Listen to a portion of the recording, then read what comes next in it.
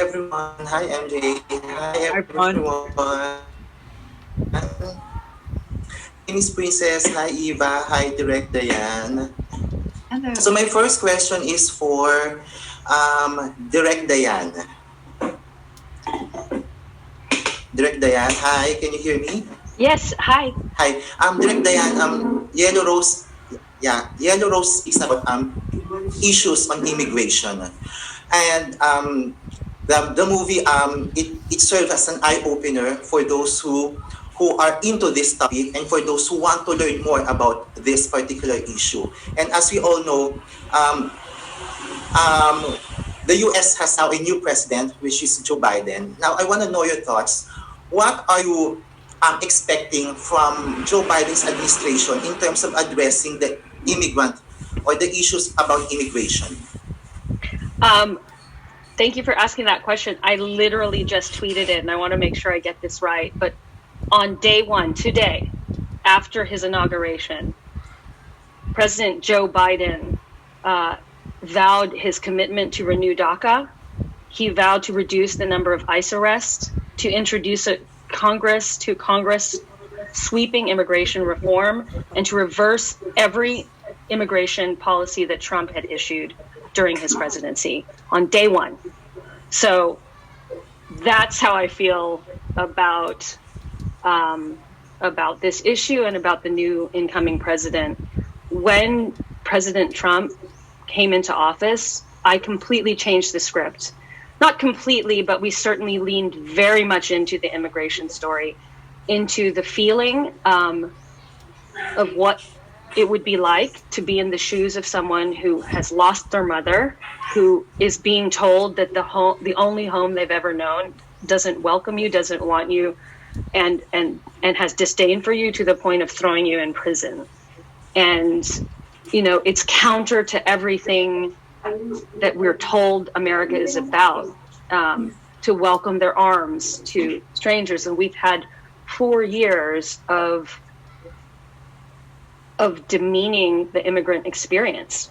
And one of the big purposes of my film was to restore dignity to the immigrants. And I couldn't be more thrilled. I think we've all been drinking a lot and crying a lot and watching the inauguration, because we feel on a personal level that we'd been abused for 4 years in every way, and that we pushed the bully out. Sorry to get too political, because the film, by the way, we tried our best as a company to not make it as political, to sort of pit sides against each other. But I feel very happy that those things happened on day one, and that I hope that at long last we see some real immigration reform, which, by the way, President Clinton and President Obama had very severe immigration policies. Obama at the time had the most deportations under his watch. So it's not just a Republican versus a Democratic thing. It's an issue that has plagued us and plagued the United States for a very long time. And Filipinos in the Philippines know we all have relatives that are, it's back and forth. So everybody this is all of our issue as Filipinos. But I don't want to get too much into the immigration thing either, because also it's the story of a young artist coming into her voice, of having this outlet of music, and that how music ultimately unites her and becomes her home and becomes her salvation. So it's as much a political story as it is, a Star is Born type of story. And so I just want to make sure people know that it's not just about this sort of this issue thing. It's just as much about this incredible young woman, her resilience, and her and how music saves her. Thank you so much, Diane, for sharing your thoughts and for sharing your heart out. And my next question is for Eva. Hi, Eva. Hi. Hi. I'm a fan of country music, and when I found out that Yellow Rose is about promoting country music as well. So I want to know your thoughts, how important country music is in bringing up or highlighting the issues tackled in Yellow Rose. Good question. Before I answer that, I just want to say off Diane's, because she made a very good point, just a quick statement, that the fact that Yellow Rose is able to highlight an immigration story, yet the baseline really be about the story of a young woman, it creates an important divide that I think we hope as a film, we hope that people will start to rip off the stereotypical Band-Aid and the prejudice against people who they assume and see as immigrants, people who look like immigrants who are undocumented, that all of a sudden that is their whole identity. That creates a very dangerous, threatening, and anti-patriotic divide that is in the country. So thankfully we can juggle the importance of immigration and highlight the things that, you know, ICE is being enforced to do, you know, on duty and off duty, because let's be honest, and also highlight the fact that these are people, these are human beings, and using the word immigrant or undocumented doesn't make them dirty or terrible. It's just, these are very extreme words that this previous, thank the Lord, previous administration has used. So thankfully our film doesn't do that. It just kind of combines it all into one to say, have empathy and learn something new about yourself. But country music is one of the founding, I guess, groups of music that, you know, America, you know, leans on truly. And when I think of my connection to country music and my connection to Yellow Rose, thankfully Diane was like, no, don't listen to that country music, listen to this country music. And it's true poetry. Just like we watched Miss Gorman tonight in the inauguration give her beautiful poem. And, you know, to me, it's the same thing. And how beautiful is it that we can connect people based off a random string of words and putting an awesome minor chord progression to it, and all of a sudden it becomes a country song that tells a story of a country that is very young and has a lot of work to do. It's not that we've stopped in front of the obstacle, it's that we continue to go forward and we make mistakes and we learn from them, hopefully. So that is what I think country music is to me, now that I've experienced all of this as a millennial and also like witnessing all of this stuff going on, but also getting to do Yellow Rose and understand what country music meant to Rose. That's all she had. A lot of us have similar things, something that we cling on to when we feel like we are hanging from a thread. For Rose, it was country music. So the poetry, that the reminder that you're not alone, the reminder that you have people behind you and in front of you, and that you're always going to be protected, and that the world is beautiful if you choose to look at it like that. That's what I love about country music, and that is a huge driving factor for my character Rose in the film. Thank you so much, Eva. And my last question is for Miss Princess. Hi, Miss Princess.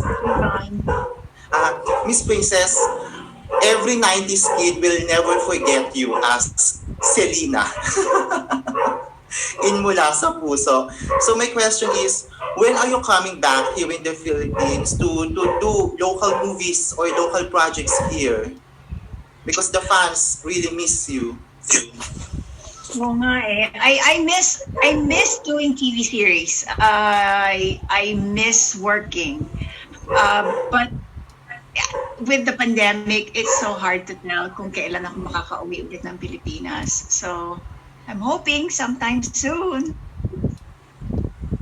Okay. Thank you so much po. Thank you so much everyone, and congratulations for this wonderful and critically acclaimed film.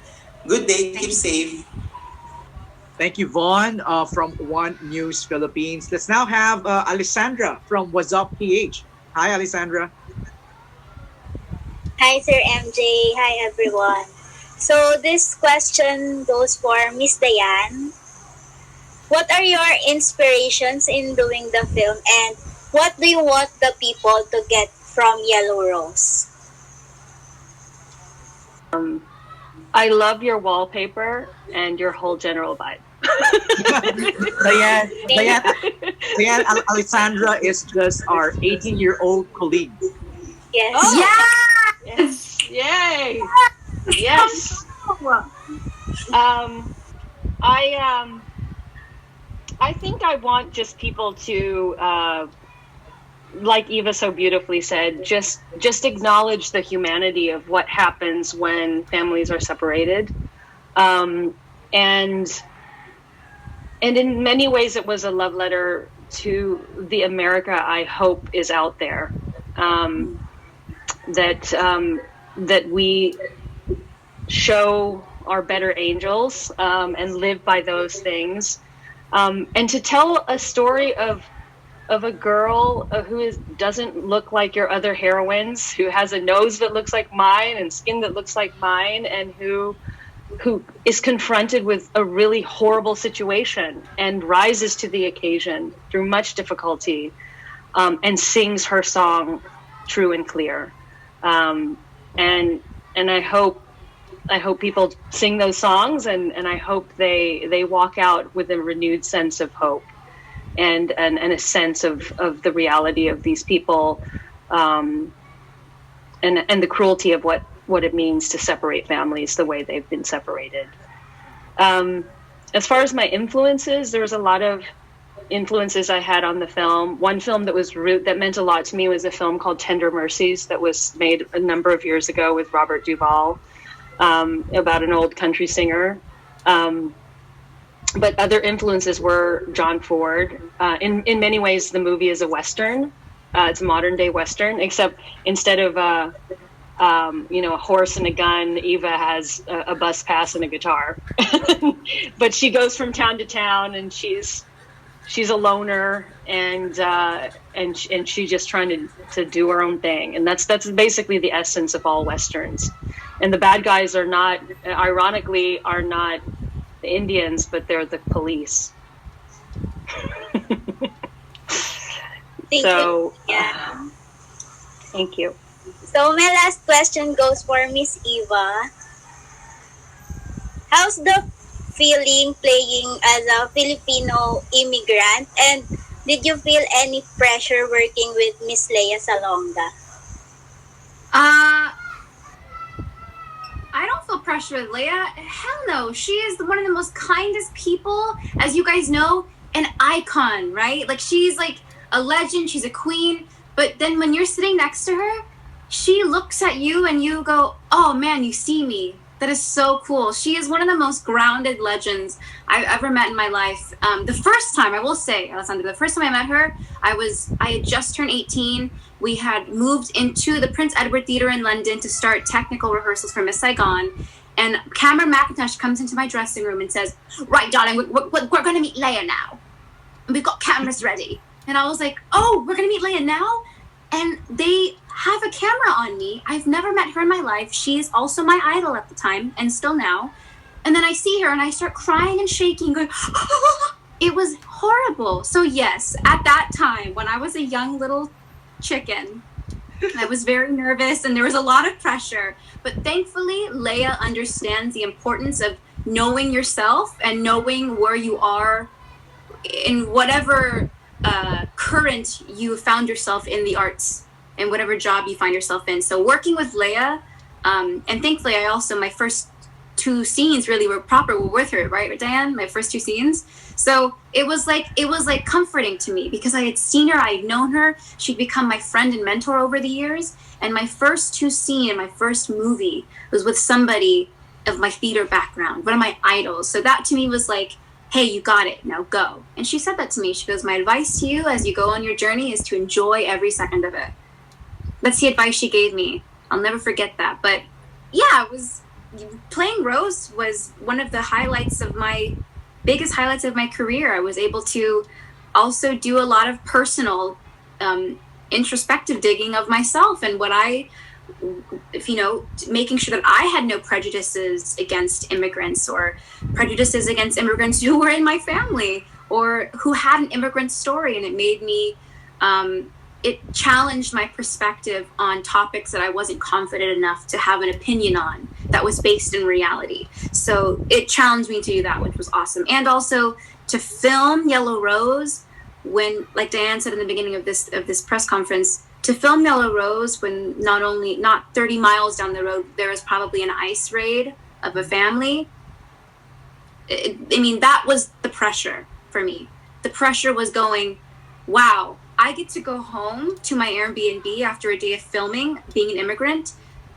These people don't have it like that. So maybe I should look at the things I complain about in my daily life and convert that energy into doing something good for humanity, because I have nothing to, so it was just it was a harsh reality. And also going to ay nako, Diane, Casa Marianella, that's where we went to, right, Diane? That's the name of the place.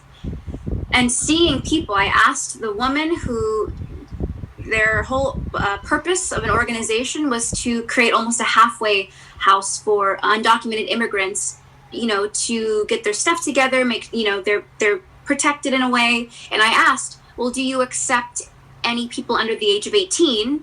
Because Rose is 17 in the movie, 16, 17. And they said no, because they're not of a legal age. So we couldn't legally protect them. And I went, wow, that's another harsh reality. That's another pressure on me. Because I don't know what that's like. I don't know what it's like to run away and be literally chased by a government that doesn't want you in their country.